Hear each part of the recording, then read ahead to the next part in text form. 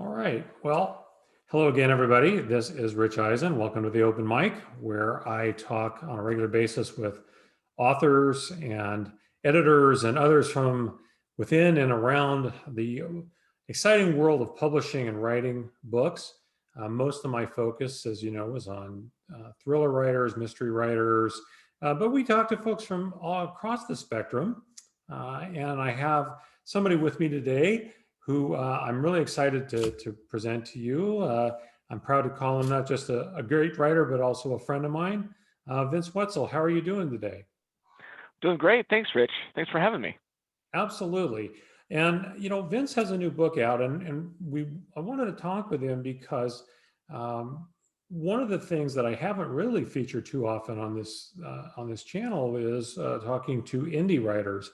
And this is a really big deal in the modern day because publishing has changed quite a bit over the last couple of decades. And I think independent publishing is a much more viable thing now than it ever has been. In fact, preferable.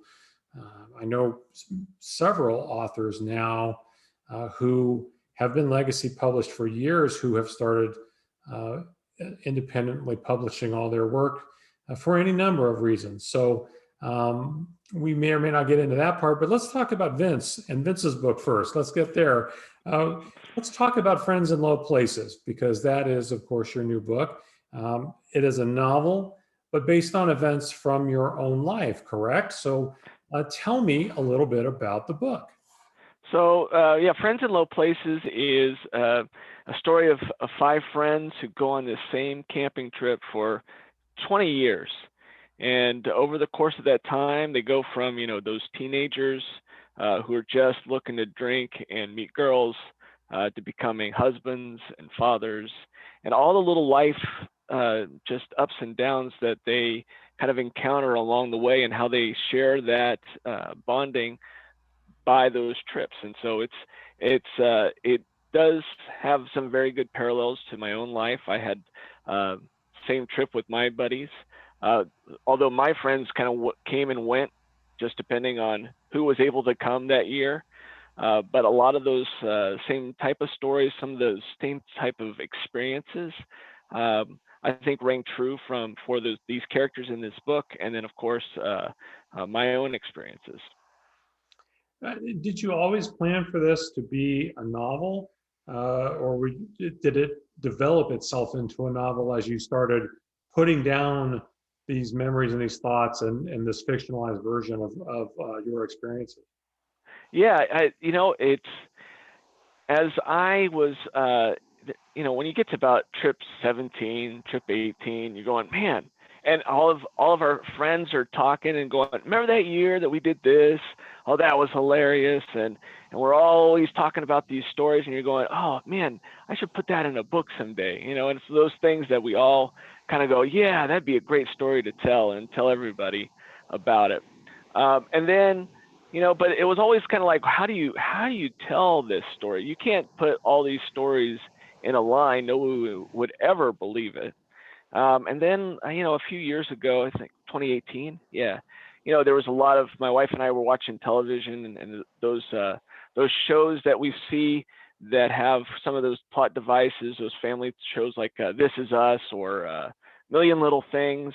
You start to watch those and you go, oh, okay, I see what they did, and you start to kind of think about it. And then it was funny. I went with one of my friends who has been on a lot of these trips with me. We went to a Texas A&M game, and we were meeting in Texas. And uh, I was boarding the plane, and my Netflix wasn't working. And so I went, well, I guess I'm going to start. Maybe I should just start this book and see what happens. Well, I typed the whole flight, and I typed the whole chapter. The whole first chapter was typed in that flight. And from there, it was just like everything just flowed really easily, and I could just see what the book was. And from there, I just kept on going.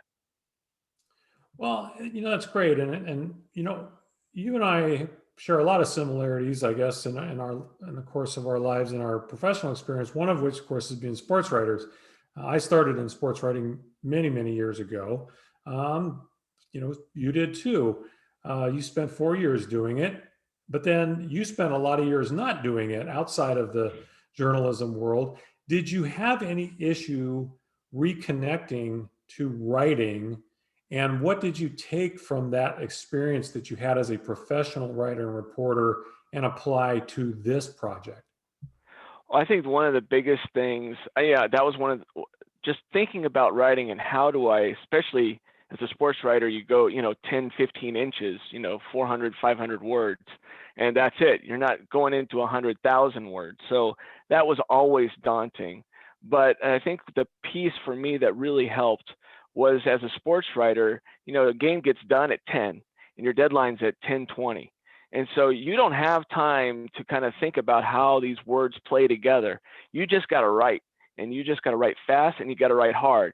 And so when I approached this book, that's kind of what I pulled together. I just said, you know what, I'm going to write hard for 30 minutes here and just go for it. And I didn't get caught up in the language. I said, I'll clean that up later.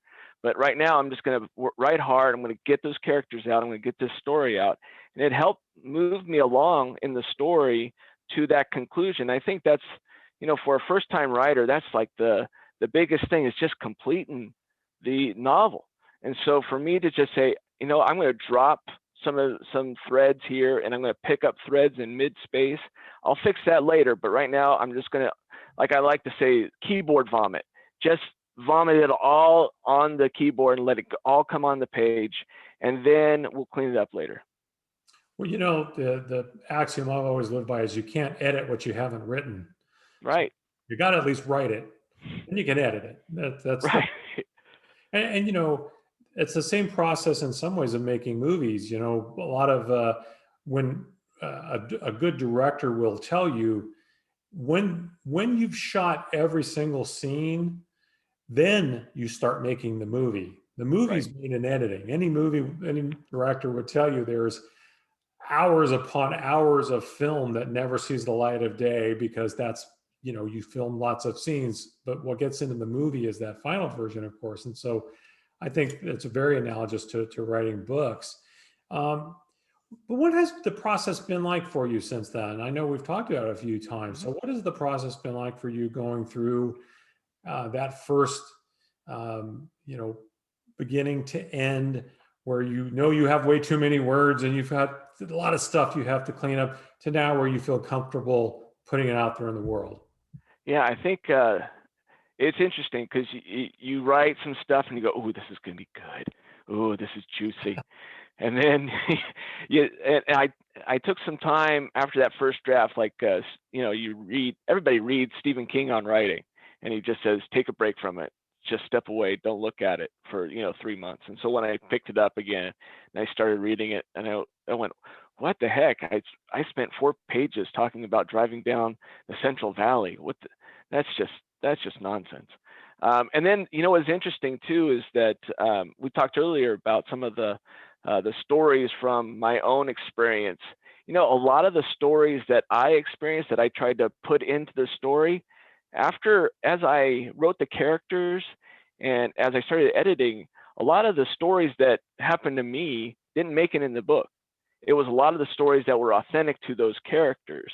And so that was interesting for me, is that I was trying to be fictionalized about the experiences that happened to me, but at the end of the day, a lot of those stories got cut out all already because they just didn't fit. But it took a lot of editing, a lot of those readers just to say, "Ooh, this was good. This was not." You don't need 4 pages to talk about liar's dice and the rules of liar's dice and going hand by hand about how liar's dice works. Vince, you need to just stick to they played liar's dice. Just that's it. Deal with it. And so all those things that you go, oh, the reader will want to know how the game went. They go, no, we as readers do not want to know how the game went. We just want to know who won. And my wife also was very keen in helping me shape, those characters and going, what, that doesn't seem like he would do this, or just sensitivities too. It's a little bit too misogynist. I know they're 19, but that's a really misogynist thing to talk about here. And I went, yeah, you're right. I gotta rethink that, and maybe keep it in, but just acknowledge it, or put it in a way that's more attainable and Right. e- equitable to folks. So Yeah, it is. One of the challenges, I think, for a writer, regardless of anything else, is to always remember who they're writing for, who they anticipate their audience being. We're going to get into that a little bit because I want to ask you a little bit about some things like that, marketing, etc.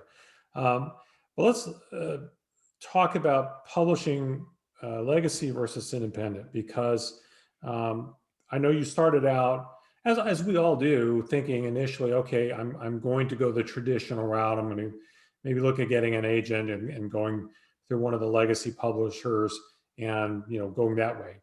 Ultimately, you decided to do this independently. So, how did you come to that decision? well, I think it's one of those things where everybody, as you said, everybody wants to try to go that traditional publishing route. I mean, first of all, it's um, it's the way that everybody says it is, and when you read a lot of books, you got to get an agent, and you got to get and then they'll help you get a publishing deal, and then you're like, oh, that seems like it's easy. It's no problem, no sweat. But then you get into it and you go, no, it's a little bit harder than that. But I think that it's also a space where um, you're trying to understand, okay, what's my audience? And as somebody in college once said, what's the purpose of media? To get the word out, to get information? No, it's to make money. And so you always kind of think about, okay, is this book does it make money? Does it, you have to make it attractive to the folks so that they can go, yes, we can get money out of this book. And looking at my book, I was just going, I'm not sure. I mean, it's about guys going camping and drinking beer and talking about grief and talking about life. I'm not sure if it's that real, especially my first novel. I don't know if that's going to catch those agents' attention or those publishers' attention to get it out there. And I'm one who doesn't like living in limbo, where you put it out there and then you make adjustments and then you try it again and then you make adjustments again. And so when we got to that place where I was like, okay, where does this go? Where do I see this going? And what is my goal here? I just went, you know what? I researched the independent route. And I went, this would meet my goals. My goal is just to get this out there and not have to pay anything, right? So if I can make my money back or make $1 profit, then I've hit my goal. And so I can do that. I think I can do that. So it just seems like, for me personally, that this was a way for me to go, just to get it out there, because I think, back to that point of getting to completing things. I'm one who likes to complete things. I don't like to stay in limbo and trying to figure out how to make it complete. Staying in limbo just really puts my anxiety up. So this really helped me to kind of push it over to the other side. And then on the other side too, I think this will make me better for the next book and the next book after that, as I go maybe to seek traditional publishing again, because now I have a track record. Now I have a product that people can look at and see and evaluate, and along with whatever the next thing I put together. And I think that is helpful for the next piece as well. Well, certainly, I think one of the keys to any kind of independent success is having a really clear idea going in what your objectives are, what your purposes are, what you want to get out of it, and having expectations that match those goals. And it definitely sounds like you do that. Um, there's a lot of elements that go into self publication, independent publication. Let's talk about a few of those. And I want to start with the basics, which is um, you know, you have to have a good copy editor. You have to have a good design person. I mean, you are responsible for every single little aspect of this product that you are creating. So let's start with those two things: editing and design. What was your process like for ensuring that you had a clean, professional looking product. Yeah. I think that's so key, and you don't really realize how much it is key until you see the end product after the fact. You go, wow, that's much better. But and that's one of the things that with traditional publishing that you get, is that professional resources at your fingertips. You know, you have some, but a professional support. But when you're independent, you don't have that. You don't have access to that professional support unless you pay for it. And so I went about it just seeking recommendations for editors, and I got a really good one. And they're not cheap, and I had to have that. I had, and it's one of those conversations you have to have, like with the spouse who you're making a budget with, and saying, "Hey, hon, I'm looking to spend some cash here. It's a priority for me, but it is going to affect the budget." And so, you have to have that conversation, because it's not just kind of going to the store and just picking up an extra frozen pizza or something. It's significant. So, getting those recommendations, I got a couple of RFPs or a couple of solicitations from a couple of editors, and kind of really looked at how they edited, sent out some samples for them to send back to me and see how they edited and what was their style.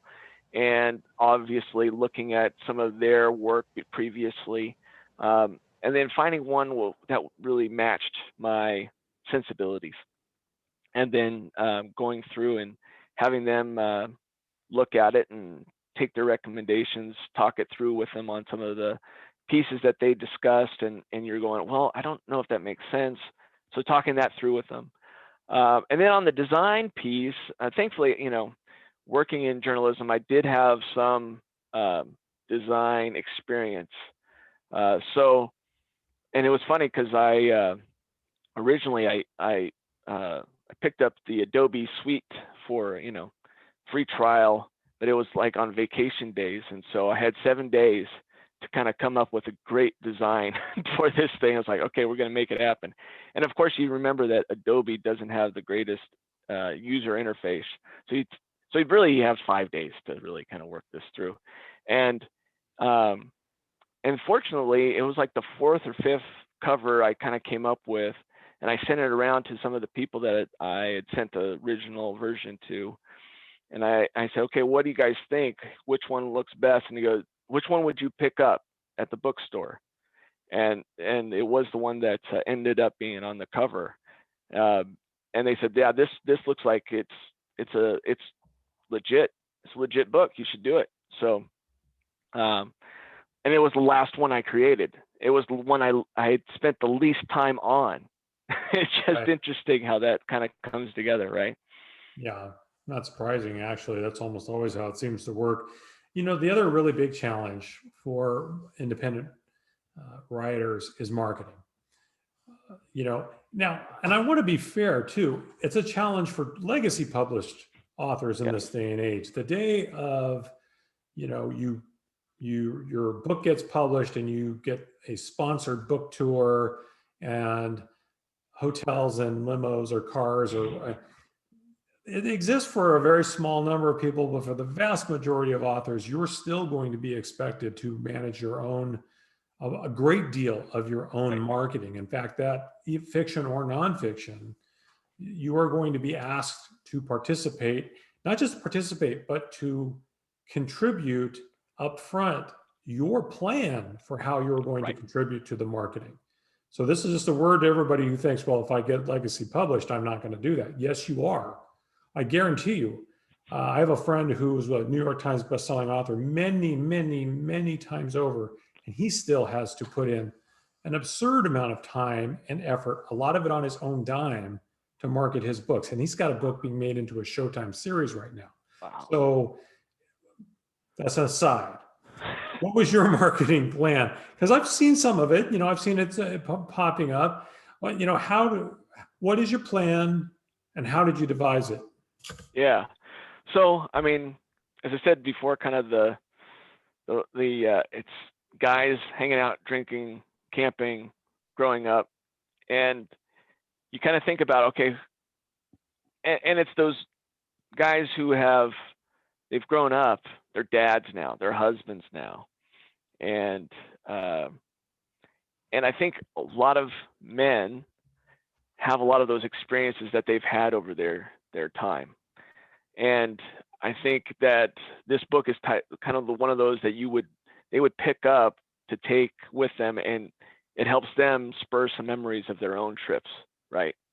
And I was kind of thinking about, well, what do these guys do now? Well, I was thinking, you know what, they're going to go to a craft brewery and hang out with their buddies, once a month or something. So I thought, okay, well, I'm going to just tie this to beer, and I'm going to really just look at social media, because social media has you know, we always talk about just the intrusiveness of Facebook and Instagram and Twitter on our lives, and just how these ads keep showing up, but they're effective. And so as I looked at that, and then I, again, using the Photoshop and the Adobe suites, I came up with, got some stock photos and some, and the beer imagery, and just started to play around with some of these ads, and really trying to integrate that, and trying to target market. And I don't know if it's just a vicious circle, but as I look at some of the the ad, kind of what's coming back to me in terms of the metrics, I mean, it's right, it's spot on. The people who are clicking on the links to look at my site and to look at pre-orders are the people that I identified that would be interested in such a book. And it's not just California. I mean, I got several from Texas and Florida and Ohio. So it's really getting the word out beyond my local sphere of influence. It's getting out there, and that's what I wanted. And utilizing, a distributor like Ingram Spark, which is the format that I'm using to help do this independently. It's tied to Ingram, so that the distributorship goes out to everybody, and it goes to Amazon, it goes to Barnes and Noble and Bookshop.org and Kobo and Apple Books and all that. So that helps too. That one of the things that you talked earlier about, traditional versus independent, and the changes that allow for independent book authors to take advantage of. This is one of those things, is that you aren't going to have a box of books in your garage forever. Right. Print on demand, and through a distributor channel like Ingram, they're going to print it and they're going to ship it to wherever you are, and I don't have to worry about it. It's just going through those formats, and I don't have to worry about shipping. I don't have to have 200 books in my garage. I can just let that part of it just go. Yeah, it's funny, because that was always, in the beginning days of independent publishing, when we still called it vanity publication, that was always the trope, right? Is that, you had to buy 10,000 copies or 500 or whatever the minimum was. And so, and then you ended up with 490 of them in your garage, because, you couldn't sell them, because you only then realize how difficult it is to market and sell a product, right? Right. One of the things that was always challenging, I think, for people in the early days, was getting into bookstores, because the big chains didn't want independently published books, because, probably rightly so at the time, there was a belief that there was a lack of professionalism in those books. I think that has changed a lot, and certainly it does not seem to be the problem getting into at least independent bookstores, and even some of the chains, because there's been enough success now from independently published books across the spectrum to do away with that trope. But that said, all independent bookstores have their own rules, guidelines, affiliations. How has that been for you? Have you been able to utilize that and make inroads into our local bookstores in the Northern California region? Yeah, I'm in that process right now. I've had interest. We're just trying to figure out how, what is the mechanism to getting those in there. It's, obviously we're still in this COVID pandemic time. And so they're trying to just adjust what their business model looks like when they reopen as well. So I think that that's part of it. But and that's part of the reason why I made sure that we got on bookshop.org, because that is tied. It's kind of like the independent bookstores Amazon. It allows them to kind of have some of these books and profit from online booksellers as well. But I'm trying to get into those areas, and I think it's very vital because it's a symbiotic relationship. That's one of the ways that independent bookstores are able to set themselves apart from some of these behemoths, is to be able to showcase local authors. And so I think if we can help make that happen, that's the best of all worlds. Right. Well, I only have a couple more things. Um, One thing that I think is really important for anyone who's considering this option to be aware of, which is the time commitment. A lot of folks who independently publish will tell you it's a lot like having a second full-time job. How have you, what has your experience been like in terms of the amount of time and bandwidth, mental, emotional, physical, bandwidth, spiritual bandwidth Yeah. is taken uh, from you? Because you're a father and a husband. You have a full time job. You probably would like to have a life doing something other than those things once in a while. And your book, what has been your experience in this regard in terms of time and energy it's taken from you?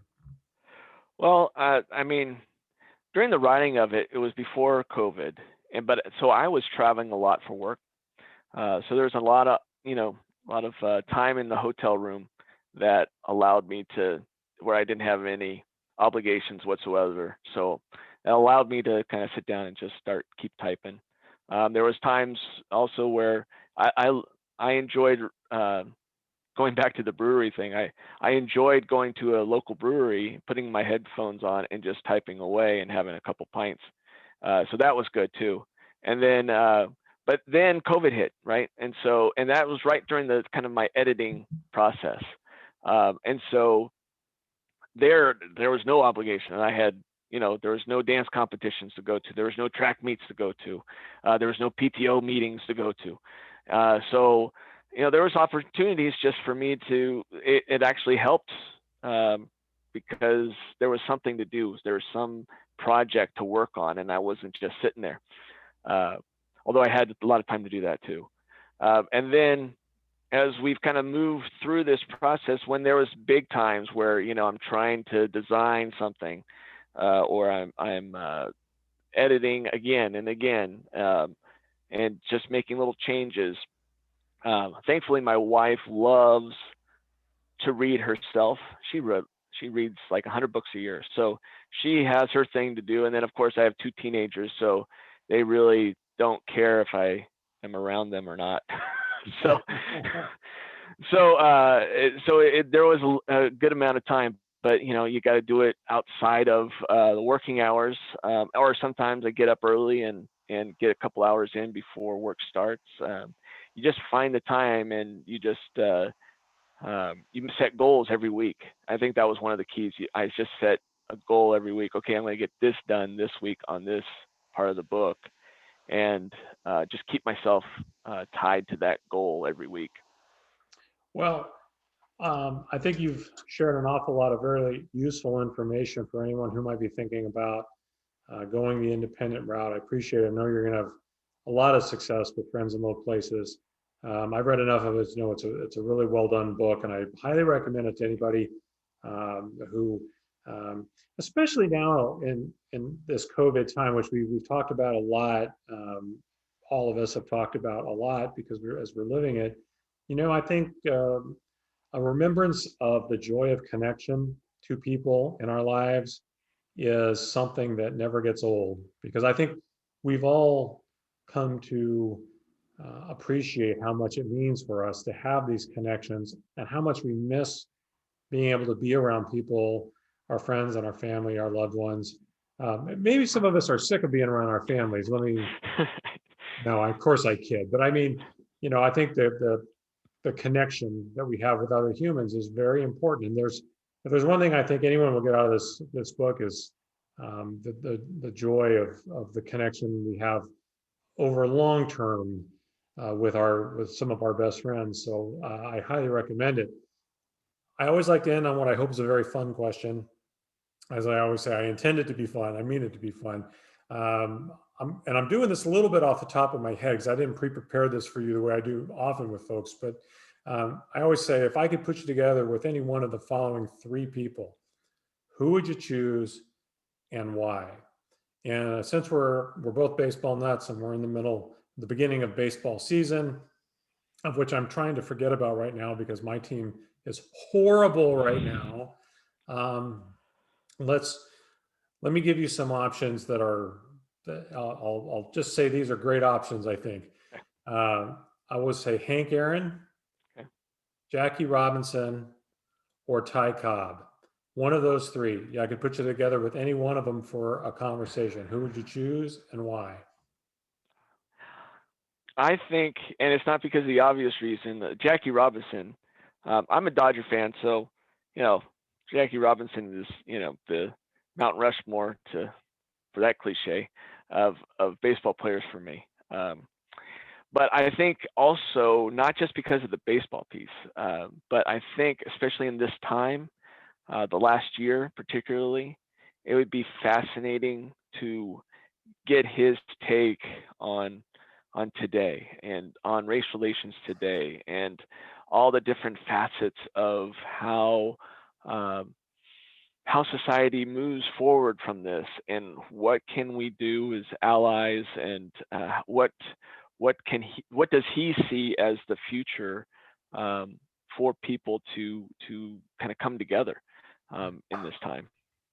Well, that's outstanding, Vince. Everybody, again, Vince Wetzel. The book is Friends in Low Places. I highly recommend it. Look for it at booksellers. There you go. There you There you go. go. How about There's that, your huh? cue, man. I put it on a tee for you. Uh, Wherever books are sold, find your copy. I highly recommend it. Vince, thanks again. Great success. Best of luck going forward. And again, you're a friend, so I'm sure I'll talk to you soon. Thank you so much, Rich. I appreciate the opportunity. Okay, and stay with me here for just a moment.